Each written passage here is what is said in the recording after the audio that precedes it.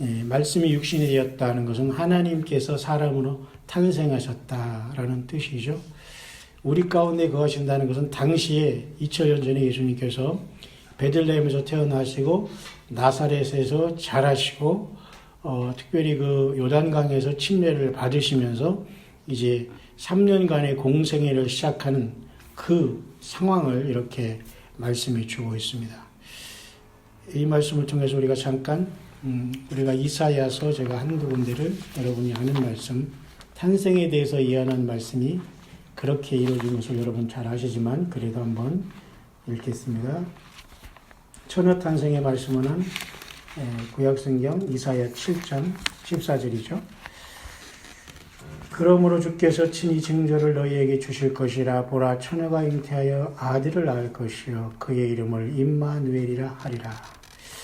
예수님이 탄생하기 전에 거의 700년 전, 지금으로부터 약 2700년 전에 선지자를 통해서 하나님께서 예언하신 그대로 우리는 예수님이 탄생한 2000년이라는 엄청난 그 후반절에 우리는 이제 살고 있는 것입니다. 지금의 인류가 거의 75억이라는 인구가 살고 있다고 해요. 지금도 세계 인구는 계속 늘어가고 있고 또 세상을 떠나는 사람도 있지만요. 근데 유일하게 이 땅에 처녀가 잉태해서 아들을 낳은 것은 한 분이죠. 오직 예수님 한 분, 그리고 마리아라는 그 처녀를 통해서, 처녀이지만은 요셉과 정혼한 그런 상태였지만 누가복음에 보면 자세하게 어떻게 처녀로 잉태해서 성령이 덮음으로 잉태해서 주님이 오시는 과정을 잘 나타냈거든요. 그러니까 인류 역사에 전무후무한 한 사건이 있다면은 처녀가 잉태한, 그래서 하나님 예수님이 인간으로 처녀의 몸을 오신 사건을 얘기하는 겁니다. 그래서 오늘 본문에 말씀이 육신이 됐다는 그 사건을 이제 이루어진 것을 말씀해 주고 있죠. 또 한 가지는 이사야서 9장 6절에도 우리가 잘 아시는 말씀 중에 하나죠. 이사야서 9장 6절 읽겠습니다. 이는 한 아기가 우리에게 낳고 한 아들을 우리에게 주신 바 되었는데, 이게 다 예수님에 대한 말씀이 예언이죠. 그의 어깨에는 정사를 메었다. 어깨의 숄더에 정사를 메었다는, 정사라는 것은 말 그대로 정치적인 다스리는 일을 얘기하는 겁니다. 그러니까 예수님은 단순히 우리의 영혼만 구원해 오신 것이 아니라 이 세상 전체를 다 이제 회복하시려 오신 분이에요. 지금은 이제 다시 오셔서 부활한 우리들과 같이 이제 이 땅에는 메시아 왕국을 세우고 부활한 우리들과 같이 이제 예루살렘 성에 거하시면서 영원한 세계로 가기 전에 과도기인 천년왕국을, 다시 말해서 사탄 마귀가 망가쳐놓은 6000년의 인생사를 마감하면서 예수님의 피로써 구속함을 받은 백성들이 이제 부활시키고 이스라엘 백성들은 천년왕국을 회복하는 이제 그 시간 안에 우리는 이제 지금 와 있는 겁니다. 그래서 이 한 아기는 단순한 아기가 아니라 하나님 자신이 인간이 되신 분인데, 그분은 정사를 메었다. 정치의 일을, 그러니까 다스리는 그 권세를 가지고 태어나신 분이다. 그러니까 단순한 아기가 아니라는 걸 알 수 있죠. 뿐만 아니라 그 예수님의 이름은 여러 가지로 표현되어 있는데요. 그 이사야 9장 6절에 계속해서 말씀합니다. 기묘자라. 기묘자. 우리가 여자들도 우리가 원더우먼 할 때 그 원더라는 뜻입니다. 정말 이 놀랍죠. 기묘자. 그러니까 예수님은 하나님이시기 때문에 너무도 엄청난 분이기 때문에, 또 모사라, 영어로는 카운셀이라고 할 수 있지만, 그러니까 예수님과 가장 가까이 있고 성령과 함께하면 주님의 많은 지혜를 주시기 때문에, 모사 자체 되신 주님으로부터 우리에게 많은 것을 감동을 주시기 때문에 끊임이 없는 거. 그러니까 예수님도 말씀했잖아요. 나를 믿는 자는 속에서 그 생수가, 그 성령을 받으면 생수가 속에서 솟아난다고 했잖아요. 우리가 예수 믿기 전에는 그 속에서 죄만 나왔지만 예수님의 피로서 죄사함 받고 성령이 오셨으니까, 예수님 안에 성령이 안에 계시니까 수없이 끝없이 이렇게 주님의 그죠? 생명수가 흘러나온다는 뜻이죠. 기묘자 모사라. 그분을 우리가 모시고 있다는 거죠. 놀랍게도 또한 예수님은, 그 아기는 전능하신 하나님이죠. 그 전능하신 얼마이티 가시라고 표현하고 있어요. 놀랍죠? 그러니까 요한복음 1장에도 태초에 말씀이 계시냐, 이 말씀이 하나님과 함께 계시니 이 말씀은 곧 하나님이시냐 그러잖아요. 그러니까 하나님이시고 하나님의 아들이다. 하나님의 아들도 하나님이다. 그런 뜻이에요. 그래서 구약 이사야 9장 6절에도 예수님의 이름을, 예수님을 부를 때에 예수님한테 전능하신 하나님이라는 그 말씀하는 거예요. 놀랍죠? 더 놀라운 것은 everlasting father라는 영존하시는 아버지라. 예수님에게는 또 영존하시는 아버지라는 타이틀이 붙어요. 희한하죠?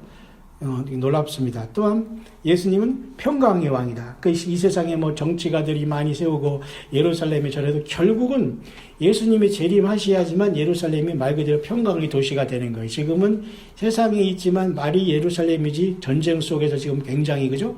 불안한 상태가 되어 있잖아요. 자, 그 예수님이 말씀이 육신이 됐다라고 요한복음 1장 14절에 사도 요한은 1장에서 기록을 시작하고 있는 겁니다. 그러니까 육신적으로 오신 예수님을 보니까 아버지의 독생자의 영광이요 은혜와 진리가 충만하다라는 것을 제자들도 목격한 것을 지금 말해주고 있는 겁니다. 뭔가 달랐다는 거죠. 사람이시지만 하나님이셨기 때문에 예수님은 그 하나님이라는 걸 드러내지 않으려고 했어요. 왜냐하면 일단 제물로 어린 양으로 죽으러 오셨기 때문에 예수님은 가급적이면 자신을 하나님이라는 걸 안 나타내셨거든요. 그런데도 그 영광이 그리고 말씀하시는 거 이게 다 달랐다고 이 복음서는 기록해 놓고 있습니다. 그래서 은혜와 진리가 충만하다. 그렇게 요한은 증거하고 있죠. 근데 15절에 요한이 그에 대해 정언하여 외쳐 이르되 할 때 그 요한은 오늘 이 요한복음을 기록한 요한이 아니라 말이 마치 그 세례 광야에서 외치는 세례 요한을 얘기하는 거예요. 그래서 15절에 요한이 그에 대해 증언하여 외쳐 이르되 이 말은 자기랑 같은 동명이인을 얘기하는 거예요. 그래서 말했잖아요. 나보다 앞선 것은 나보다 먼저 계심이라.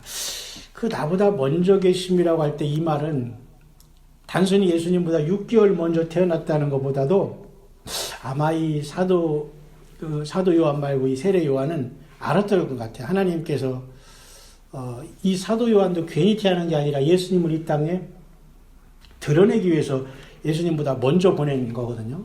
그렇기 때문에 나보다 먼저 계신 것은 단순히 나보다 6개월, 내가 저분보다 6개월 먼저 태어났다는 뜻이 아니라 사람이시지만 저분은 사람과 달라서 하나님으로부터 영원부터 영원까지 이렇게 존재하시는 분이다라는 것을 나타내주고 있는 거죠. 예수님도 그 유대인과 이렇게 악유할 때, 말다툼할 때 나는 아브라함보다 먼저 있었다. 그런 말 하니까 사람들이 돌로 치려겠잖아요. 응?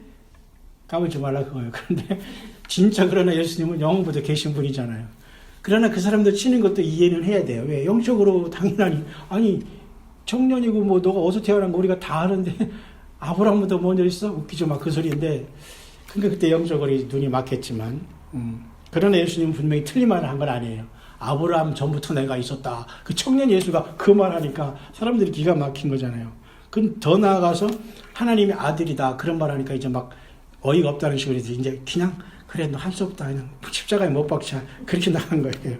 예수님은 그냥 갈 길이 가신 것이고.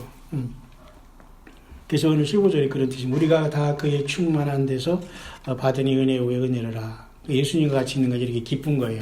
오늘 이렇게 짧은 시간이지만 예수님을 찬양하고 예수님 앞에 우리가 구별된 장소에서 짧은 시간, 긴 시간 상관없이 주님 앞에 기도하고 한다는 것은 참으로 우리가 마지막 때 예수님을 맞이할 수 있는 최고의 정말 우리가 기름 준비한 우리들의 아름다운 모습이 아니겠는가 그렇게 봅니다. 이 분유한 곳에서 벗어나와서 이렇게 하고 우리가 흩어진다는 건 주님도 참 기뻐하시는 것 같아요. 예. 제가 뭐 한 20일 예수님을 높이는 것은 아주 소중하다는 걸 생각해요. 왜냐하면 모든 게 예수님 안에 생명이 막 흐르고 있기 때문에 그죠? 그게 너무 소중한 것 같아요. 짧은 시간에도 예수님을 높이고 사랑한다는 걸 특별히 고백하며 기도한다는 생활은 이 상황 속에서 하나님이 역사를 하고 계시거든요. 우리가 뭐 특별히 안수기도를 하든 안 하든 주님이 영으로 지금 더 강하게 우리 삶 속에서 역사하시기 때문에 금방 어떤 모습이 우리에게 나타나지 않는다고 해도 우리는 믿음을 가질 수 있고 평안을 누릴 수 있잖아요. 맡길 수 있다는 거죠. 예, 그렇습니다. 저도 여러분도 다 어려움 속에서 지금 예수님을 믿음을 지키고 있다는 것 자체가 참 귀한 것 주님이 받으시는 걸 믿습니다. 그 율법은 모세로 말미암아 주어졌다. 맞죠? 율법은 특별히 십계명을 중심으로 얘기하는 것 같습니다만 유대인들은 이 구약에서 있지도 않은 것까지 다 더해서 공식적으로 어쨌든 그들은 613가지의 그 지키는 게 있다고 하더라고요. 안식일에는 뭐 몇 미터 가지 말고 뭐 엘리베이터도 누르지 말고 뭐 이런 거 613가지. 그렇지만 대표적인 것은 10계명이잖아요. 그러니까 여기서 말하는 율법은 사실 10계명을 중심으로 말씀한 거예요. 근데 10계명도 다 좋죠. 율법도. 법이 없으면 안 되잖아요. 예수 믿는다고 해서 우리가 하나님이 나 외에 다른 신을 섬기지 말라, 우상을 만들지 말라, 여호와 이를 망령될 것이 말라, 안식일을 거룩하게 지키라, 부모를 공경하라, 살인하지 말라, 간음하지 말라, 독주하지 말라, 거짓 증거하지 말라, 탐내지 말라. 이 10계명의 계명을 안 지키는 게 아니잖아요. 다 그 원리는 지키지만 예수님 안에서 있으면 혹시라도 내가 고의적으로 만약에 그렇지 말고 고의가 아닌 무의식적으로 이걸 범할 수 있잖아요. 그럴 때 예수님 안에 있으면 성령님이 그것을 내 안에서 지키게 하는 거예요. 좀 어렵지만 무슨 말인가 아시죠? 율법은 우리 죄인으로서는 100% 지킬 수 없어요. 그런데 100% 지키려고 노력을 하라는 거예요. 그럴 때 넘어질 때 주님께서 내가 율법을 완성하라고 했다고 했잖아요. 그러니까 예수님을 믿는 사람은 주님이 그래서 너는 내가 필요하지 않냐 그렇게 말씀하시는 거예요. 무슨 말인가 하죠? 근데 이것을 또 잘못 머리가 더 좀 나쁜 사람들은 이용하는 사람이 있어요. 아, 그러면 나 맘대로 뭐 범죄해도 되겠네. 막 그러면 그건 아니잖아요. 그러니까 우리가 하면서도 못하는 부분을 주님께서 들어서 우리를 해준다는 건데. 근데 율법과 복음의 관계가 굉장히 중요한데 그 쉬운 것을 또 모르는 분이 너무 많아요. 내가 예수님 없이 막 지키려고 하는 것도 기쁜 게 아니에요. 교회 열심히 하더라도 예수님과 상관없는 상태에서 막 열심히 내는 건 나도 피곤하고 딴 사람이 보기에도 피곤해져요. 그리고 나도 오래 못 가. 그러나 육신적으로 피곤하더라도 예수님 구원받았다는 거가 인도한 이것이 우리가 노력하면 굉장히 기쁘고 주님도 기뻐하시는 거예요. 주님도 또 그걸 바라시는 거거든요. 그러니까 예수님 없는 상태에서 우리 목회자들이나 종교인들도 너무 많이 교인들에게 막 뭘 시키면 안 돼. 정말 예수님을 알게 하면 조금 그 행동들이나 봉사가 부족하더라도 그 예수님을 아는 상태에서 봉사가 나오고 그런 것이 진국이라고 할까요? 뭐 어떻게 표현이. 근데 그것을 주님께서 봐주신 거다. 무슨 말이에요? 껍데기 신앙생활을 할 수 있다는 거. 예수님이 없는 상태에서는 아무리 많이 뭐하라 해도 그건 울리는 깽가리가 되고 들어오지도 않아요. 또 그건. 아무리 상대방이 나를 해도 예수님이 성령으로 하면은 한마디라도 저 사람, 저분, 예수님이 계시고 이걸 알 수 있듯이. 그래서 오늘 사도 요한은 율법은 모세로부터 왔다. 그렇지만 율법도 좋다. 그러나 은혜와 진리는 바로 그 율법을 주신 하나님이 인간이 되신 예수 그리스도로 말미암아 은혜와 진리가 왔다. 그러니까 우리는 율법을 받는 게 아니라 은혜와 진리를 받는 거예요. 맞죠? 예수님 받으면 은혜 받는 거고 예수님은 보는 게 진리가 되는 거예요. 그러니까 진리가 너희를 자유케 할까? 그러니까 예수님 믿을수록 자유가 와야지 교회 다닐수록 이 속박되고 막 이런 건 자유가 아닌 거잖아요. 그죠? 그게 굉장히 이게 중요한 거예요. 그러니까 자유로운 게 우리는 예수님 안에서의 자유. 바로 그 성령께서 이것을 우리에게 이제 가르쳐 주시고. 그래서 사도 바울은 우리들이 그랬잖아요. 사망과 우리가 죄와 사망의 법에서 우리를 해방했다. 그죠? 예수 믿으면 성령님이 죄에서도 해방, 사망에서도 해방. 그럼 뭐예요? 죄는 사해 주었고 사망에서 해방은 부활했잖아요. 얼마나 기뻐요. 성령, 예수님을 믿으면 두 가지가 가장 근본적이게 해결되는 거니까 나머지 것은 사실 그걸 헤쳐나가면 돼요. 그것은. 내가 그만큼 주님을 향하여 울고 힘들어할수록 주님께는 그게 영광이 되는 거거든요. 주님을 만나면 다 그게 알게 된단 말이에요. 그러니까 우리가 그때까지는 인내에 가시되 우리가 주님 앞에 기도를 할 필요가 있다. 그죠? 예. 오늘 거기까지만.